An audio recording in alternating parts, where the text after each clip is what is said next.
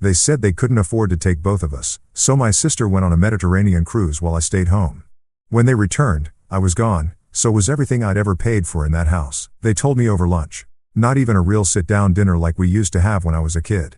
Just a half-hearted get-together at that overpriced seafood place they like because it makes them feel classy. Dad had his usual crab cake sandwich. Mom was swirling a glass of wine like she could actually tell the difference between a $5 bottle and the garbage they serve on airplanes. And I sat across from them, sipping lukewarm coffee and pretending I didn't already know something was coming. I could feel it in the way they smiled too much. The way they complimented my new haircut 3 times in 15 minutes, like buttering up a roast before shoving it into the oven. And then Mom just said it so casually I almost didn't catch it. "We wish we could take both of you, but we just can't swing it this time, sweetheart." I blinked. That's it.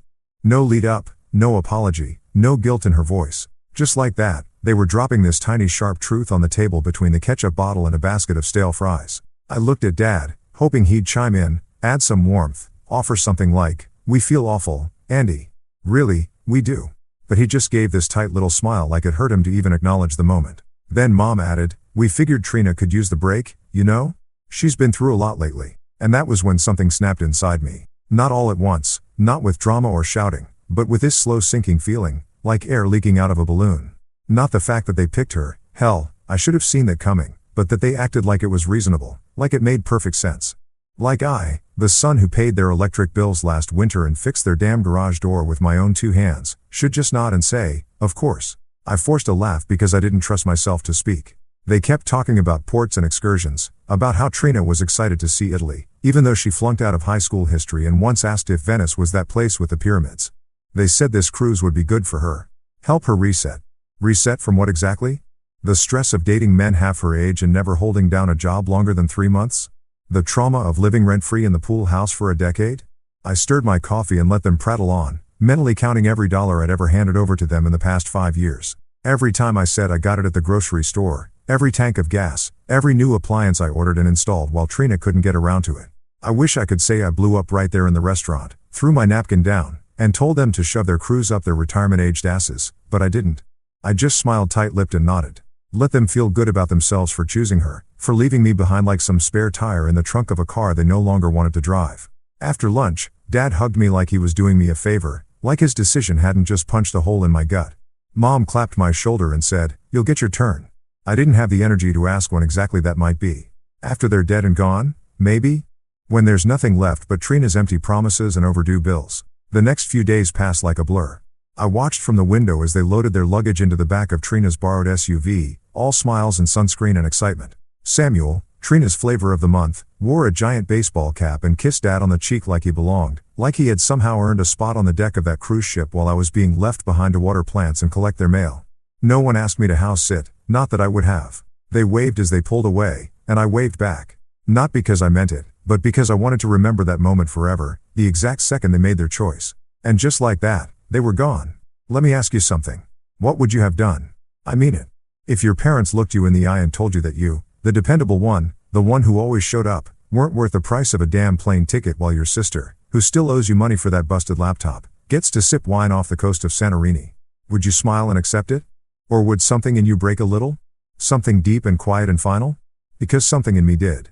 Something I didn't even know was still alive. Maybe it had been dying for years, chipped away by every forgotten birthday, every ignored phone call, every dinner where Trina got the big piece of chicken and I got told I was so mature for understanding. But that day, as their car turned the corner and vanished, it wasn't anger I felt. It was clarity. Cold, clean, and sharp as glass. They didn't forget me. They chose her. And that, my friend, is a whole different kind of hurt.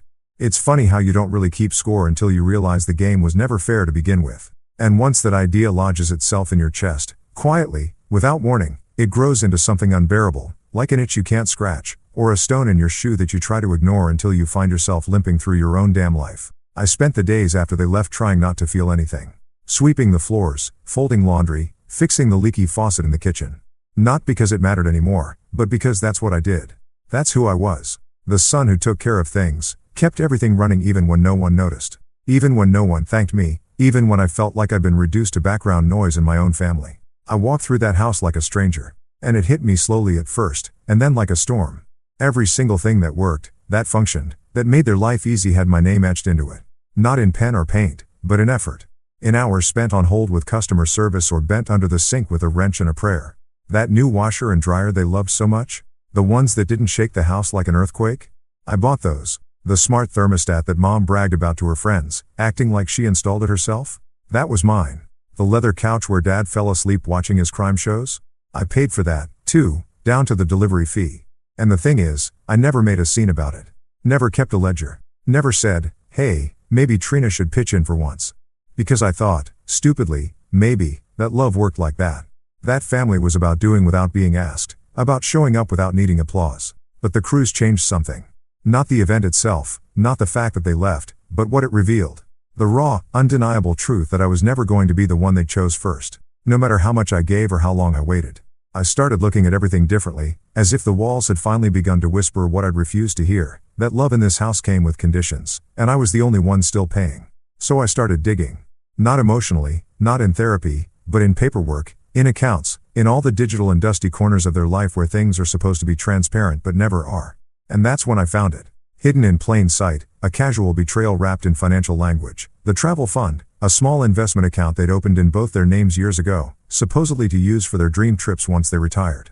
I remember the conversation when they told me they had to close it early, that there just wasn't enough left in it to justify keeping it open. They made it sound like it barely had enough to cover dinner at Olive Garden, let alone anything meaningful. But there it was, active and very much funded, not with stock market gains or mysterious windfalls, but with a transfer dated 6 months earlier from an account that used to belong to me.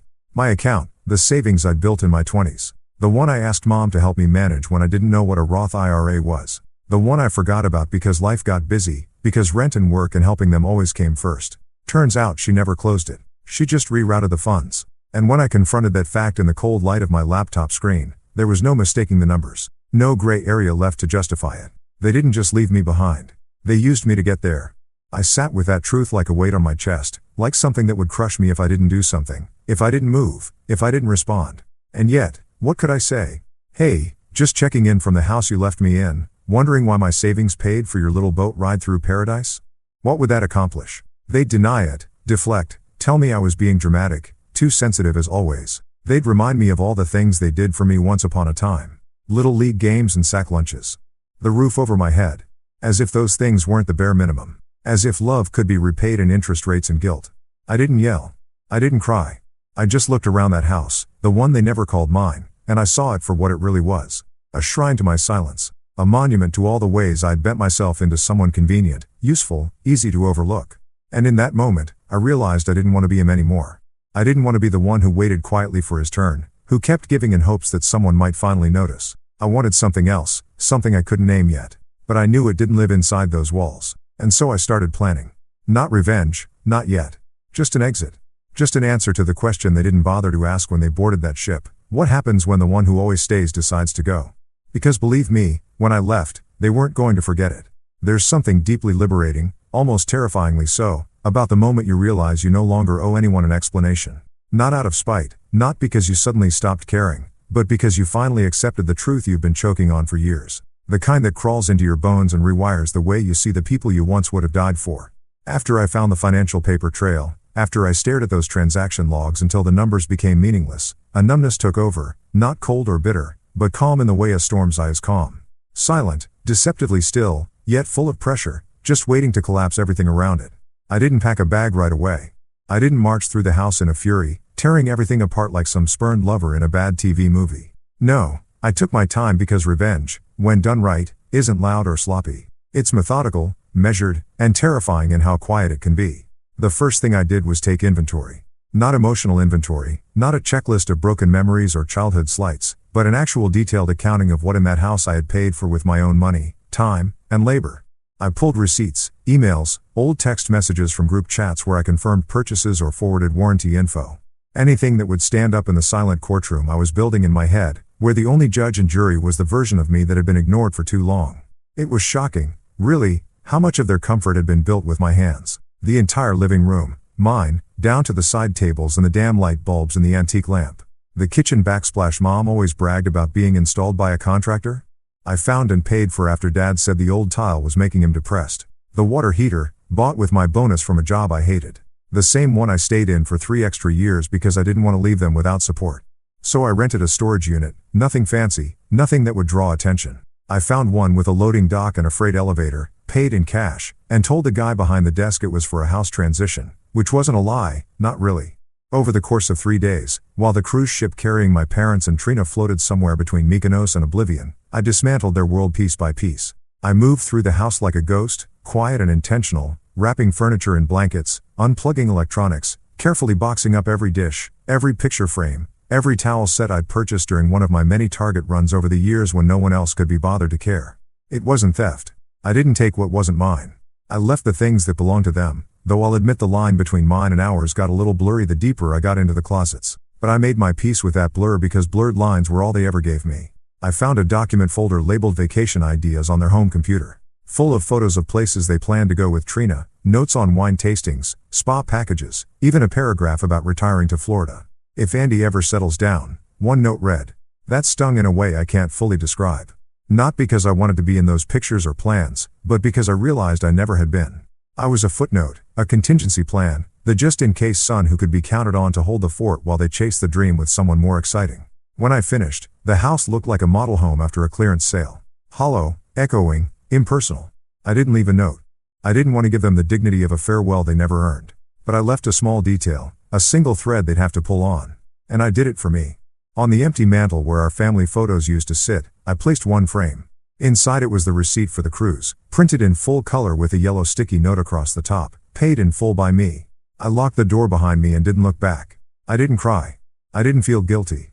I didn't feel anything but the kind of quiet satisfaction that comes from finally drawing a line in the sand after years of letting it be washed away by other people's priorities. I knew the storm would come when they got back, that they'd be furious, confused, desperate for a narrative that made them the victims. But I also knew they'd never be able to spin it in a way that erased the facts. I didn't abandon them. I just took back what was mine and walked away before they could steal anything else from me, including my peace. Sometimes revenge isn't about destruction. Sometimes it's about subtraction. Removing yourself from the equation so that others are forced to do the math. And when they finally added it all up, the house, the memories, the cruise, the years, they'd come to the one answer they never expected. Andy was never the problem. He was the glue. And now he's gone. They came back on a Wednesday, probably expecting nothing more complicated than a bit of jet lag, some laundry to unpack, and the usual stream of praise from friends and neighbors eager to hear about their Mediterranean adventure, the wines they sipped, the sunsets they watched, the lazy afternoons they spent lounging on sun-drenched decks while the ocean carried them across postcard scenes. But instead, they stepped into something entirely different. Something hollowed out, silent, and unmistakably altered. The kind of silence that doesn't just greet you at the door, but presses into your lungs and demands acknowledgement. I wasn't there to see it happen, but in my mind I've replayed the moment 100 times. My father's hand reaching for the light switch, only to find the fixture gone. My mother calling out my name as if I'd just misplaced a few things in a fit of forgetfulness rather than strip the house down to the bones with surgical precision. And Trina, the golden girl, the hero of their journey, her standing in the middle of the bare living room, realizing for perhaps the first time in her life that things don't always get handed to you just because you believe you deserve them. The first voicemail came within an hour. My father's voice trembled with confusion. Not yet panic, but the kind of disbelief that clings to denial like a security blanket. Andy, something's wrong, he said, as if I had merely taken a wrong turn and ended up somewhere unfamiliar. Call us back, please. The house. It's empty. He didn't ask where I was. He didn't demand an explanation. He just said those words, clipped and uncertain, like maybe if he said them aloud they'd make more sense. That's how the grieving starts, isn't it? Not with tears or rage, but with an absence so large it doesn't fit into sentences anymore. Over the next 24 hours, the messages grew more frequent, more erratic. My mother left one, her tone sharp with restrained fury, trying to play the authority figure as if I were 16 again and had stayed out past curfew. You had no right, Andy, she said, the sound of drawers opening and closing in the background, her frustration rising with every breath. This isn't how families deal with things. This is petty, vindictive. You need to come back. I played that one 3 times, not for the message, but for the silence at the end. The part where she expected me to pick up, to be listening, to still be the son who always came when called. But I wasn't. Not anymore. What none of them seemed to understand was that this wasn't an act of vengeance born out of some single moment of rejection or hurt. Not just because they picked Trina for the cruise. Not because they spent my savings. Not because they forgot to say thank you one too many times. But because they had built an entire way of living on the assumption that I would always be there, that I would always play the supporting role while Trina starred in every family story, every holiday, every future plan. They didn't just fail to notice me, they erased me. And I let them for longer than I should have, hoping that someday something would change, that they'd turn around and see me still standing there with open hands and tired eyes. Trina, of course, took a different route. Her messages weren't confused. They were angry, condescending, wrapped in that entitled tone she'd mastered since she was a teenager and first discovered that charming smiles and dramatic sighs could get her out of anything. Seriously, Andy? One of her messages started, the words practically sneering through the phone. You took the couch? Who does that? You're insane. Like actually unstable. You need help. She never mentioned the cruise. She never thanked me for the reset she'd been given at my expense. She just wanted her stuff back. Or rather, the stuff I paid for, maintained, cleaned, and made sure was still there after every one of her little rough patches. I didn't respond to any of them. I didn't owe them a response, but I watched. I created a separate account and followed Trina's social media, not because I cared about her selfies or her new business ideas, but because I wanted to see what happened when the scaffolding was pulled away. And it didn't take long. Within 3 days, she was complaining online about freeloaders and fake people who pretend to care. Vague posting like a teenager who got grounded. My father posted a photo of a sunset, captioned, trying to stay positive. And I imagined him sitting in the now empty dining room, staring at the space where the table used to be, the one we had family dinners around back when I still believed that word meant something. By the end of the week, my mother finally cracked. She sent a handwritten letter mailed to my old P.O. box, written in her tidy mechanical script. She didn't apologize. Not really. She talked about misunderstandings, about how families go through things and how she hoped we could find our way back to each other. But even in that, she couldn't help herself. She had to include a paragraph explaining how disruptive it was to come home to an empty house, how they were now scrambling to make things right again. As if the discomfort of the fallout was somehow the real injustice, not the betrayal that caused it. And that's when I realized something truly important. Something I should have known all along, but had been too tired, too loyal, too damned hopeful to admit. They weren't sorry. Not for what they did, not for how they treated me. They were sorry it caught up with them. They were sorry they lost their things, their comfort, their illusion that everything would always be the same, no matter how cruel or dismissive they were. They wanted the clock turned back, not because they missed me, but because they missed the version of me that didn't fight back. I didn't mail a reply. I didn't explain or justify. I didn't answer any calls. Because sometimes the most powerful thing you can do isn't scream or curse or demand to be heard. Sometimes it's simply refusing to go back to the place where you were never truly seen and letting the silence speak for you. It's strange the way life continues after something irrevocable, as if nothing happened. As if the world doesn't pause to acknowledge the shifting of your center of gravity. And for a while I kept waiting for some seismic aftershock to ripple through the rest of my life, some moment where I'd be forced to defend what I'd done. To justify walking away from the people who raised me, who fed me, who put band-aids on my scraped knees and sent me off to school with carefully packed lunches that at the time I didn't realize were conditional offerings of love. But no such reckoning ever came. And in that silence, I began to understand that real change doesn't always come with applause or confrontation. Sometimes it just comes with distance, deliberate and cold and cleansing in a way that only those who've lived in emotional debt truly understand. After I left, I moved with purpose, but not haste, choosing a small town 3 states away. Not so remote that I'd vanish completely, but just quiet enough to make the absence undeniable to anyone still looking for me in the old places. I found a modest rental with peeling paint and a creaky porch swing. A space that felt nothing like the polished suburban showcase I'd helped maintain for over a decade. But every inch of it was mine. Truly mine. Even the things that didn't work right, even the unpatched corners and crooked light fixtures, because they represented a reality I'd built on my own terms. Flawed, yes, but honest. There was no one to tell me the curtains didn't match or that the fridge was too loud. The silence was mine, too. And I reveled in it like a luxury I hadn't realized I'd been starving for.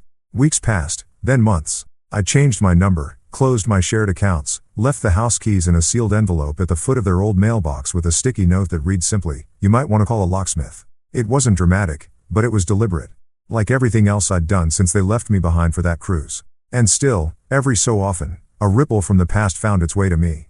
A shared acquaintance forwarding me a text Trina had blasted to the extended family, framing me as unwell and emotionally unstable, peppered with just enough half-truths to make it feel plausible to those who never really knew me. A cousin I hadn't spoken to in years sending a polite, cautious message asking if I was okay, clearly hoping I wouldn't actually reply and make it her problem.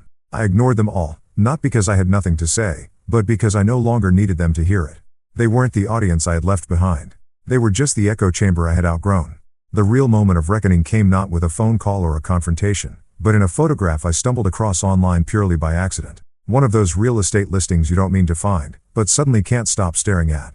There it was, the house I'd emptied, now back on the market. The photo showed it refurnished, awkwardly so, like they'd rushed to make it look lived in again to erase the ghost I'd left behind. The caption read, a charming home full of character, ready for new beginnings. And I laughed, not out of bitterness, but out of disbelief at how neatly the world tries to tie things up for the sake of appearances. I don't know what hurt more, seeing that house listed like it had never been mine, or realizing that in some ways it never really had been.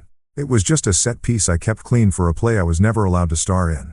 And now it was being passed along to someone new, someone unsuspecting, someone who wouldn't know that the dining room used to echo with passive-aggressive silence, or that the hallway closet still held the scent of old guilt and forgotten birthdays. Trina, from what little I've gathered, hasn't changed. She tried to launch a business, something vague involving consulting, and it fizzled out in less than 2 months, after which she posted a bitter thread about how some people just don't get support like others do, as if the irony of that statement wasn't slapping her square in the face. My parents, now living in a smaller place with beige carpeting and outdated appliances, seemed to be attempting the quiet life, pretending perhaps that they downsized by choice and not necessity, that the walls around them aren't a daily reminder of what they lost when they stopped seeing me as a person and started seeing me as a convenience.